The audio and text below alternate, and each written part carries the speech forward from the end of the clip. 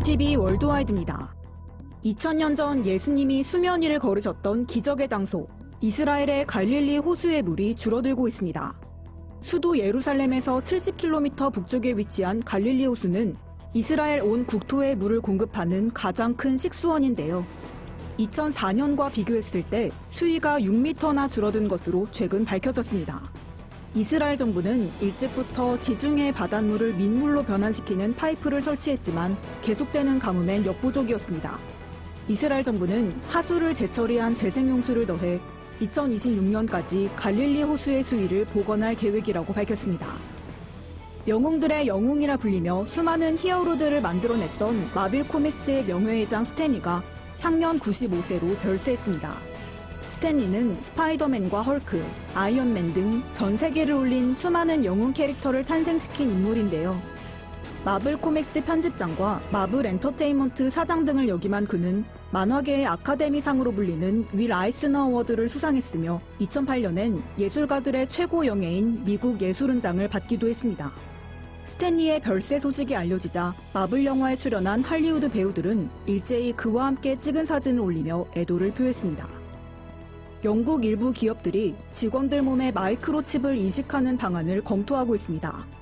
엄지와 검지 사이에 칩을 이식해서 출퇴근과 간단한 결제 시 이용할 수 있도록 하려는 건데요. 가령 손바닥을 펼쳐 제한구역에 출입하거나 사내 음식을 구매할 때도 카드 대신 손바닥의 칩으로 결제한 겁니다. 하지만 영국 노동조합회의는 이 같은 소식에 우려를 표했습니다. 관계자는 칩이 근로자에 대한 지배수단으로 악용될 수 있다며 고용주는 직원들에게 칩 이식을 강요해선 안 되고 직원들의 사생활이 침해될 수 있다는 위험을 무시해서도 안 된다고 강조했습니다. 중국 공안당국이 노동운동을 엄격하게 단속하고 있는 것으로 알려졌습니다. 영국 파이낸셜 타임즈는 최근 베이징과 상해 등에서 대학생과 공장 노동자들이 잇따라 연행되고 있다고 보도했습니다. 몇 개월 사이에 구금된 인원이 벌써 80여 명에 달하는 것으로 알려졌습니다. 대학생 노동운동가들은 중국 공안이 한밤중에 대학생과 노동자들의 기숙사를 급습했다며 노동자 시위에 대한 탄압이 중국 전역으로 확산되고 있다고 밝혔습니다. 홍콩 인권단체는 정부는 명문대 학생들을 항상 주시하고 있다며 천안문 민주화 시위 때 대학생들이 가장 적극적으로 나섰기 때문이라고 밝혔습니다. 이탈리아 교황청이 그동안 정부로부터 면제받은 세금을 납부해야 한다는 유럽사법재판소의 판결이 나왔습니다. 이에 따라 교황청이 내야 하는 세금은 40억 유로, 우리 돈 약 5조 원에 달하는 것으로 알려졌습니다.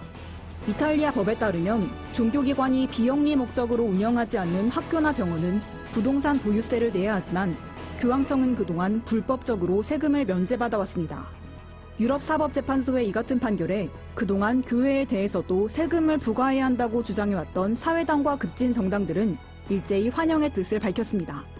구티비 월드와이드 윤인경입니다.